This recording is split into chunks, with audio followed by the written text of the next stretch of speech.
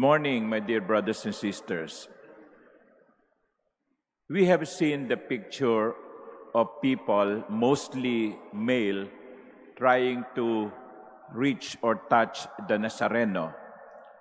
Last January 9, according to the rector of the Quiapo Church, there was about 8 million during the day and night who came to Quiapo and Luneta, 8 million devotees who wanted to touch and kiss the foot of the Nazareno.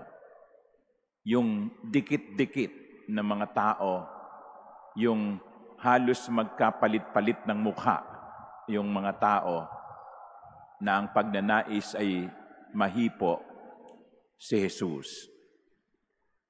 That image came to my mind when I was reading the gospel last night.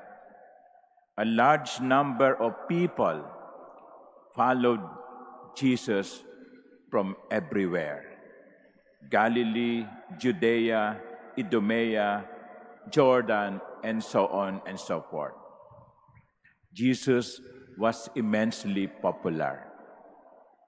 Perhaps because Jesus is needed by people. People want to be cured.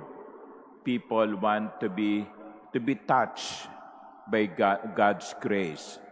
People want to be assured of God's presence. How did this popularity affect Jesus? Did he enjoy it? We do not know, because the Gospels do not say anything about the reaction of Jesus.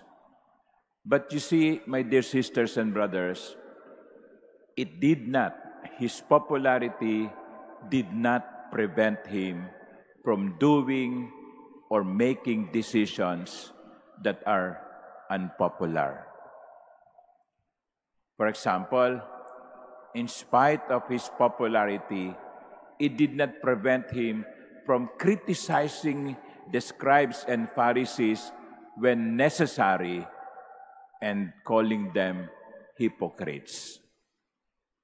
His popularity did not prevent him from saying, we should give to Caesar what belongs to Caesar, and to God what belongs to God. His popularity did not prevent him from talking to women in public, even if he was not married to them, a thing that was not popular at the time.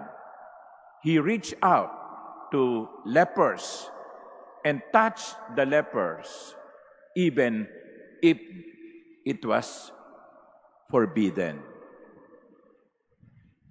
So he was popular, but he did not allow his popularity to make unpopular decisions. Because for him, what is important is to please God, not just to please people. Sometimes we are like that. We are people pleaser.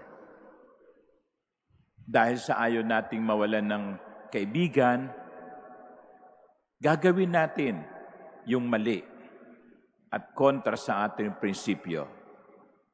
Dahil sa ayaw mong mabawasan ang boto mo sa darating na halalan, gagawin mo yung hindi tama sapagkat gusto mong manatiling popular.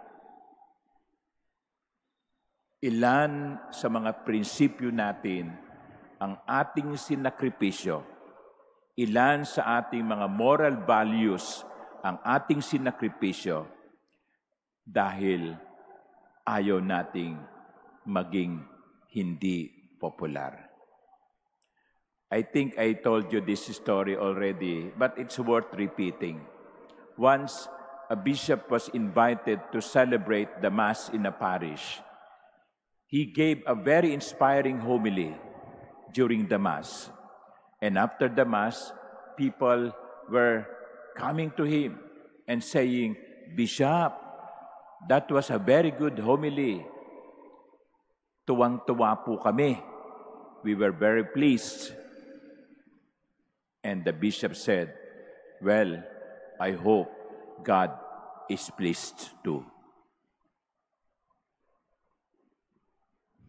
Let us be God pleaser, not just people pleaser.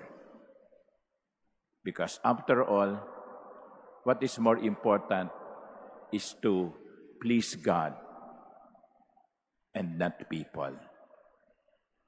Amen.